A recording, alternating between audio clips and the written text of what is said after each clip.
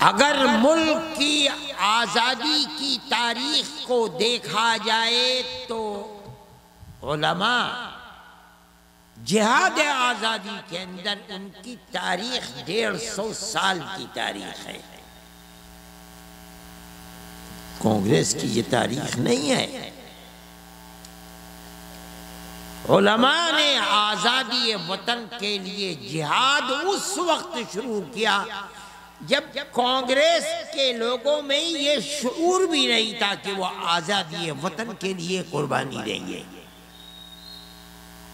मुसलमान को तारीख अपनी मालूम नहीं है। जब सन 1799 में टीपू सुल्तान को शहीद किया गया सरंगापट्टनम में, उनकी लाश के ऊपर अंग्रेज ने खड़े होकर ये कहा था कि आज हिंदुस्तान हमारा है।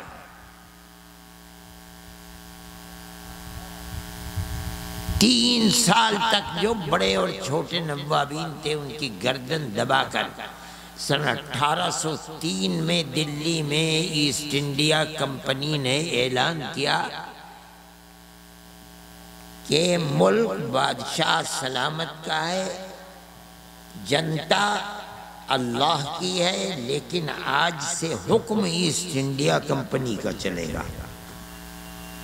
जिस दिन अंग्रेज ने ये ऐलान किया तो हजरत शाह वलीउल्लाह साहब मुहद्दिस देहलवी के बड़े साहिबजादे, जो उस ज़माने के बड़े से बड़े आलिम कहलाते थे, शाह अब्दुल अजीज साहब मुहद्दिस देहलवी, उन्होंने ऐलान किया सबसे पहले, आज हमारा मुल्क गुलाम हो गया, इसको आज़ाद कराने के लिए जिहाद करना हर मुसलमान का फर्ज है। सन 1803 में, इसके 80 साल के बाद सन 1883 में कांग्रेस ने जन्म लिया है। कोई वजूद नहीं था कांग्रेस का। हजरत शाह साहब ने ये ऐलान तो कर दिया, अंग्रेज ने उनको जहर दिया, उनके जिस्म पर सफेद दाग पड़ गए, उनकी जायदाद को कुर्क कर दिया, उनके मदरसे को दफन कर डाला, लेकिन शाह साहब 1 इंच भी उनका कदम पीछे नहीं हटा। उन्होंने अपनी जिंदगी के अंदर इन मसाइब को बर्दाश्त किया, लेकिन अपने खानदान के एक चश्म चराग शाह इस्माइल शहीद और एक अपने मुरीद सैयद अहमद शहीद राय बरेलवी रहमतुल्लाह अलैहिमा को लीडर बना करके आगे कर दिया। सन 1824 में शाह साहब का इंतकाल हो गया, लेकिन ये दोनों उनके खानदान के लोग, उनके एक चेले और एक खानदान के आगे बढ़ते रहे। दुनिया ये समझती है कि सबसे पहला जिहाद आज़ादी 1857 है, मगर ये नहीं है।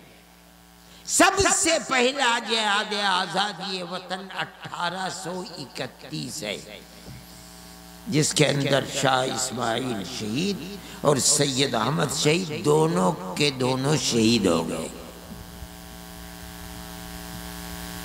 वहां से जो लोग नाकामी के बाद वापिस आए हैं, उन्होंने 26 साल तैयारी के बाद दूसरा महाज आज़ादी वतन के लिए दिल्ली, संभल, मुरादाबाद, मेरठ, सहारनपुर, बागपत, यहाँ दोबारा एक आग थी, हिंदू और मुसलमान इसमें सब शरीक हुए।